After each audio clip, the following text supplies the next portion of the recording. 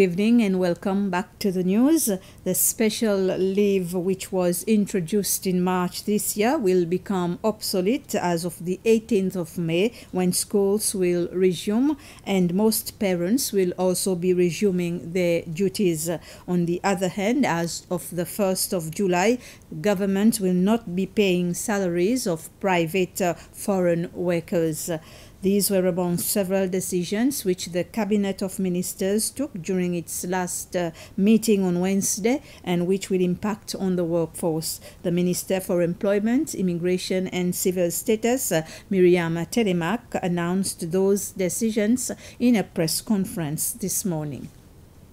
And then we are going to the National Assembly on Tuesday to present 2 amendments to the Employment Act, which will cater for 2 new provisions, Section 39A, whereby it will prevent employers from retaining or reducing or deferment of salaries of their employees.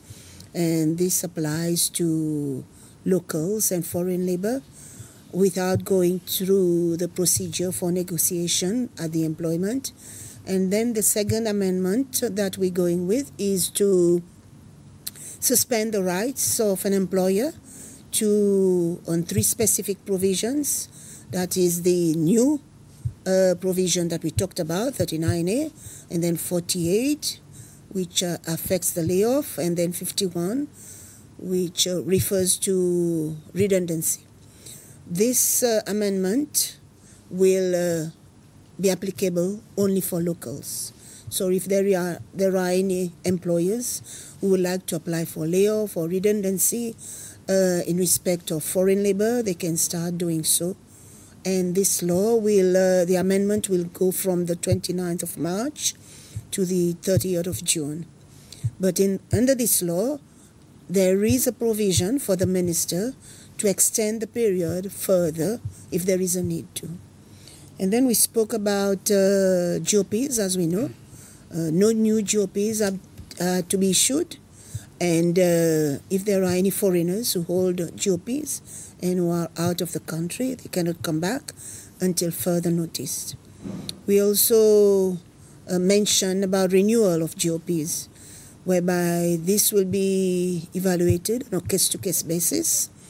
And we're asking employers, now is the time for them at least to evaluate if there is a need for them to have a foreign worker. The government is also putting on hold the authorization of cruise ships in our waters for the next 2 years until 2022, another decision taken by the Cabinet of Ministers earlier this week. At the same press conference, the Minister for Tourism, Civil Aviation and Port and Marine, Mr. DOGLEY, informed the press of tourism-related decisions taken. Workers in the tourism trade are also being encouraged to take their annual leave now that the trade is at a halt. Members of the public are also being encouraged to take advantage of the holiday packages that the local tourism establishments are offering in order to keep much-needed cash in the country and also help keep their businesses afloat. Worldwide, with COVID-19, tourism is basically dead. According to IATA, which is the Association for Airlines, they've said that about 80% of the flights will be reduced this year. So basically, there's very few planes that will be flying during this period. So government has decided to take a number of measures, and those measures are aimed at ensuring that the businesses can survive the COVID difficulties and can stay afloat until tourism pick up again towards the end of the year, hopefully. Now that government has decided that these foreigners can leave and that the businesses can start negotiating on redundancies starting next week, basically, that will help those businesses again to lower their costs so that it can facilitate the ability for them to remain solvent during this period of COVID-19. Fitch Ratings has downgraded Seychelles from BB to B+ with a stable outlook. The Minister for Finance, Maurice Rustolalan, says the downgrade is a result of the amendment to the 2020 budget in view of the COVID-19 crisis, which will impact the debt-GDP ratio and result into deficits of the economy. Minister Lalan says he expected the downgrade, and in fact he expected an even worse rating. According to the minister, the B+ rating means that Seychelles may default on the debt payments, but says that Seychelles has enough resources to pay back its debt and has always been compliant to debt payments. However, he said that in case the situation worsens, Seychelles will become vulnerable. The governor of the central bank, Caroline ABEL, says that the country remains on the right track with its foreign exchange reserves standing at $579 million, with $428 million that the country can use.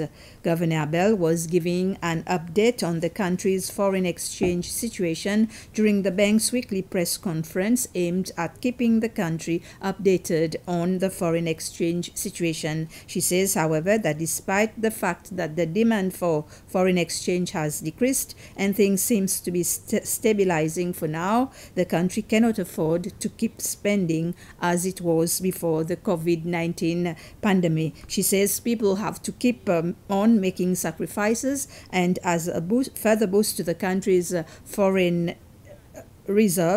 exchange reserves, the government, through the Ministry of Finance and the central bank, has asked the International Monetary Fund for a loan of $31 million. Despite the pandemic being somehow under control in many countries, we do not expect the travel industry to rebound quickly. And it is important that the country has sufficient resources to support itself on that road to recovery. And the government, whilst seeking external financing, is very prudent in that element, because we have to repay.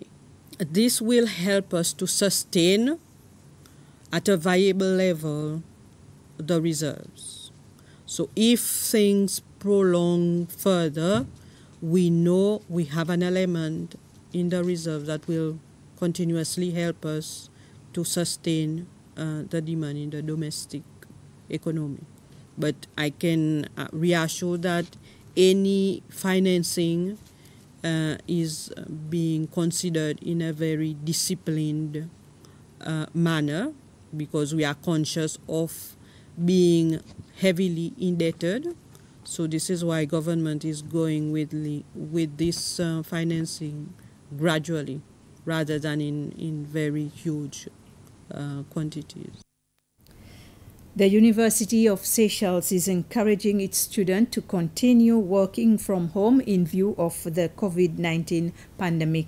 The university will reopen on Monday, but students will be able to continue interacting with their lecturers online. Posters and stickers have been put up around the institution to sensitize the students and staff about social distancing. Most of the 459 UNISEY students are studying online, and some are preparing to do their final exams later this year.